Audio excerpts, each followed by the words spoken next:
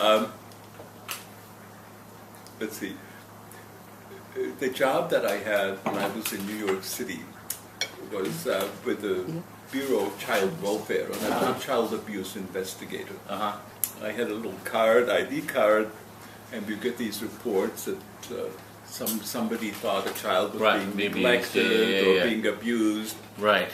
And I would just knock on their door and say, "Hi, how are you?" Do you beat your child? Yeah, let me see. So I would talk to the kids and all that.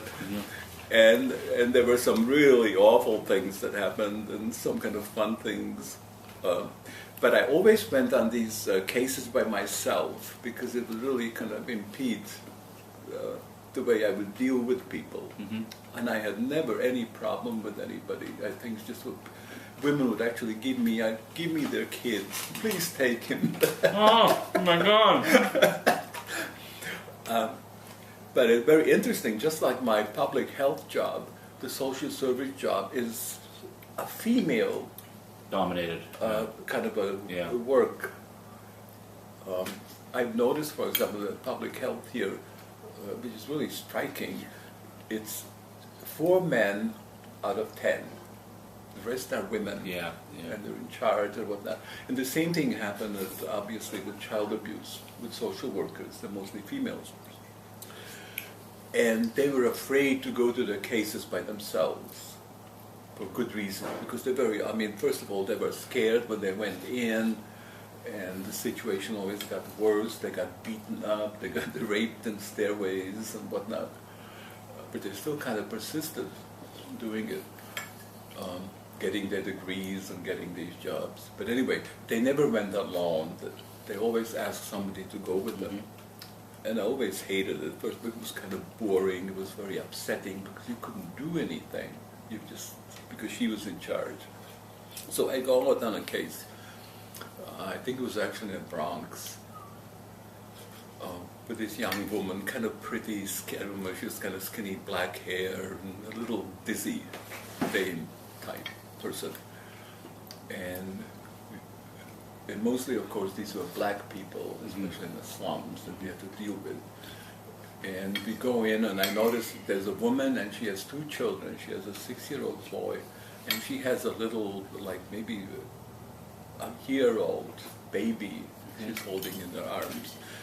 And the girl had been dealing with her for a long time, like for 6 months or so, I think. Hot, middle of the summer. Really hot. There's no air conditioning in the slums, windows open. And we were on the 4th floor, if I remember. And I noticed very quickly that the woman, the mother, is actually insane. She's crazy. And I have no idea why the child is still with her. She was not competent to deal with the kids. Meanwhile, this girl is kind of arguing with her that she has to send the kids to school and, get their inoculation shots and all that. And she said, at one point she sent me a little note and she said, "Go and get the police." And I kind of make an excuse and leave the building, go down the stairs and go looking for police. Sure.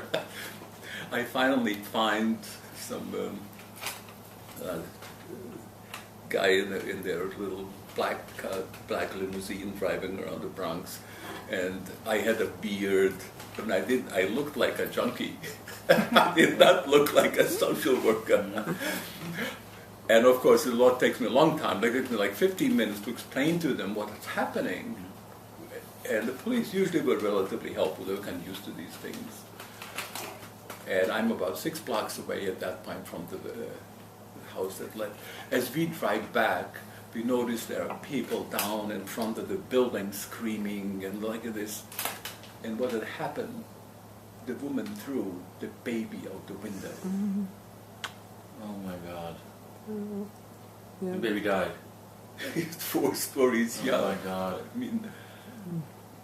Well, this fits with your notion that accidents, as in the Thomas Hardy poem, are dependent on these fortuitous collisions of atoms. But I thought you were going to tell us the story about the was it Christmas or New Year's in New York? I won't repeat my stories. Anyway. Oh, good for you, Egil. A man after my own heart. Good.